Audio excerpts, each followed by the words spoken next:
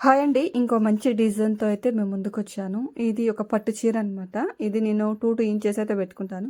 ప్రతీదీ అంటే 2 ఇంచెస్ అయితే పెట్టేసుకొని ఇలా టజిల్స్ అయితే వేసుకుంటాను. ఇది కూడా ఇంకొక సారీ అనమాట. 2 సారీస్ ఉన్నాయి. 2 సారీస్ అయితే కంప్లీట్ చేశాను. ఇదొక డిఫరెంట్ అనమాట.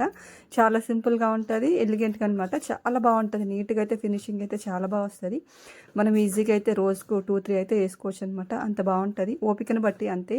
ఇక్కడైతే నేను ఇలా టజిల్స్‌లా వేసేసి చిన్న స్టార్స్ ఉన్నాయి కదా, అది గమ్ము పెట్టి అతికించేస్తాను. ఆ తర్వాత కొంచెం ఆరిందనుకోండి, మనం పైన మధ్యలో హోల్ ఉంటుందన్నమాట. హోల్ని మనం స్టిచ్ చేసేసుకున్నాం అనుకోండి, టైట్గా ఉంటుంది, అస్సలు ఊడిపోవు అనమాట.